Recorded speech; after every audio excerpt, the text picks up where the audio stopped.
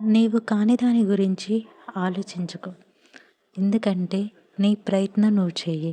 అది నిన్ను కృంగదీస్తుంది, బాధ కలిగిస్తుంది. దానికి బదులుగా నీ అసలు స్వరూపం మీద దృష్టి సారించు. అంటే అది నిన్ను అన్నిటి నుంచి విముక్తుడిని చేస్తుంది. అది ఆ శంకరాచార్యులు, ఆది శంకరాచార్యులు, జగద్గురు అయిన ఆయన బోధించారన్నమాట.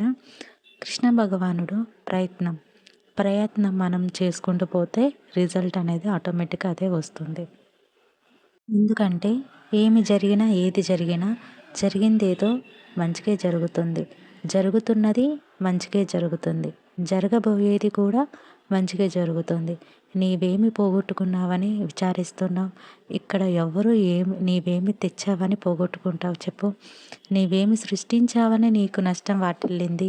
నీవు ఏదైతే పొందావో అది ఇక్కడ నుంచి పొందావు. ఏదైతే ఇచ్చావో అది ఇక్కడే ఇచ్చావు. ఈనాడు నీవు నా సొంతం అనుకున్నదంతా నిన్న ఇంకొకరి సొంతం కదా, రేపు మరొకరి సొంతం కాగలదు. పరివర్తన చెందటం లోకం యొక్క నియమము. అందుకనే నాది నీది అనే స్వార్థ రాగద్వేషాలను వదిలి మనం చేసేది చేసుకుంటూ పోతే సమయానికి ఏం జరగాలో అవే జరుగుతూ ఉంటాయని కృష్ణ భగవానుడు భగవద్గీతలో చెప్పారు. ఏం చెప్తున్నారంటే, ధర్మం ఉప్పొంగేలా అధర్మం అదిరిపోయేలా దుర్మార్గులు గుండెలు దద్దరిల్లేలా ఇప్పుడు ఈ కలియుగం అనేది ప్రవర్తిస్తుంది. ఎందుకంటే ఈ కలియుగం కామాంధుల కళ్ళు పగిలేలా నీ నీచప ఆలోచనలను పంచజన్యాన్ని మరొక్కసారి కృష్ణుడు జన్మించేలా, ఆ కలికి అవతారం జన్మించేలా ఇప్పుడు కలియుగం అనేది నడుస్తూ ఉంది, జరుగుతూ ఉన్నది కూడా. ఇదంతా ఆ కృష్ణ భగవానుడు మనం ధర్మంగా మన పని చేసుకుంటూ మనం వెళ్ళిపోవాలి. ఎందుకంటే ఇక్కడ సముద్రం ఎంత పెద్దదైనా ఈదుతున్న చేపపిల్ల ముప్పు ముందు చిన్నదే కదా. లక్ష్యం ఎంత పెద్దదైనా నువ్వు పట్టుదలతో చేసే ప్రయత్నం ముందు చిన్నదే అవుతుంది. మనం చేసే ప్రయత్నమే మనకు విజయాన్ని సాధిస్తుంది. ప్రయత్నం చేయకుండా ఏమీ సాధించలేము. అందుకని సముద్రం ఎంత పెద్దదైనా సరే చేపపిల్ల తన ఈదుతూనే తన ధర్మాన్ని నెరవేరుస్తుంది. చేపపిల్ల ఏడ్చేది కూడా సముద్రంలో ఎవరికి తెలియదు. ఇక్కడ నీ ధర్మమే నీకు దారి చూపిస్తుంది. నీ సత్యమే నీకు సాయం చేస్తుంది. నీ మౌనమే నీకు మేలు చేస్తుంది.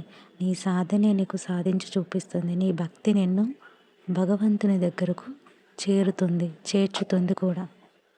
ఇప్పుడు ఈ లోకము విషయ వాంఛలకు గూర్చి సదా మానవుని చేయువానికి వానియందు రాగం అధికమై అది కామముగా మారి చివరికి క్రోధమగును. క్రోధం వలన అవివేకం కలుగుతుంది. దీని వలన జ్ఞాపక శక్తి నశించి దాని ఫలితముగా మనుషుడు మనుజుడై బుద్ధిని కోల్పోతాడు.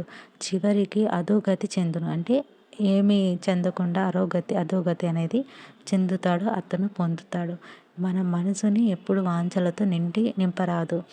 మనసుని ఎప్పుడు నిర్మలంగా ఉంచాలి. అది కానుకగా మారకముందే మనం చివరికి క్రోధం అవుతాము. అలా చేయకుండా క్రోధం నుంచి మనం వివేకవంతులు అవ్వాలి తప్ప అవివేకవంతులం కాకూడదు. ఏది శాశ్వతం కాదు. ఈ లోకంలో గడుపుతున్న ఈ క్షణం మాత్రమే మనది.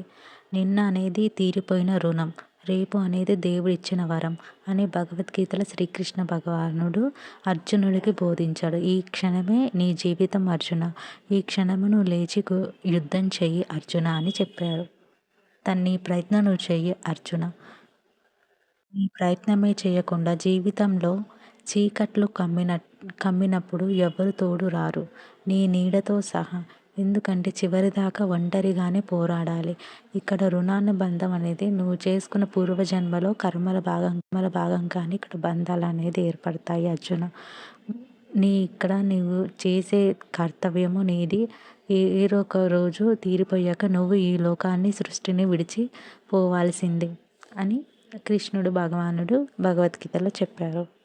ఎందుకంటే స్వామిని తల్లి తండ్రి, స్వామిని తోడు నీడ, సుఖమైన దుఃఖమైన దేవుడే ఆ భగవంతుడే కాబట్టి ఆయనను మనం శరణాగతి కోరుకోవాలి. అలా కోరుకోకుండా నీ వద్ద లేని దాన్ని నీవు పోగొట్టుకోలేవు. నీది కాని దాన్ని కూడా నీ వద్ద ఎన్నడూ ఉంచుకోలేవు. నీ వద్ద ఉండాలని అనుకోని దాన్ని నీవు పట్టుకున్నా ఆపలేవు. అది పోతూనే ఉంటుంది. నీ దగ్గరికి ఏది రావాలో అదే వస్తుంది. ఏది నీదైతే సొంతమో అదే నీకే దక్కుతుంది అని చెప్పారు ఆ కృష్ణ భగవానుడు. అజ్ఞానులు ఫలితాలు ఆశించి కర్మలు చేసినట్టే ఆత్మజ్ఞానులు ఫలాపేక్ష లేకుండా లోక కళ్యాణం కోసం కర్తవ్య కర్మలు ఆచరించాలని భగవద్గీతలో చెప్పింది. ఎందుకంటే జీవితంలో ఏం చెయ్యాలో చెప్పేది రామాయణం, ఏం చెయ్యొద్దో చెప్పేది మహాభారతం, జీవితం ఎలా జీవించాలో తెలిపేది భగవద్గీత కాబట్టి తనంత తానుగా ఏది కోరగానే దానంతట అదే లభించిన వస్తువుతో ఎవరైతే ఎల్లప్పుడూ తృప్తి పొంది ఉంటారో, ఎవరికి ఈర్ష్యాభావం ఏమాత్రం లేకుండా నశిస్తుందో, ఎవడు హర్షశోకాది ద్వంద్వలకు పూర్తిగా అతీతుడో, ఏది సిద్ధించినా సిద్ధించకపోయినా సమభావంతో ఉంటాడో అటువంటి కర్మయోగి కర్మలు ఆచరిస్తున్న వాటి చేత బంధింపబడకుండానే ఉంటాడనమాట. సూటిగా సులభంగా చెప్పాలంటే ఈ భూమి మీద జీవించే ప్రతి జీవి తన కర్మలను తాను చేసుకుంటూ వెళ్ళాలి. ప్రతి ఫలాన్ని ఆ దేవునికి వదిలేయాలి. నీ కర్మలలో ఎంత నిజాయితీ నిబద్ధత ఉందో దాన్ని బట్టి నీకు దక్కాల్సిన ప్రతిఫలం దక్కుతుంది.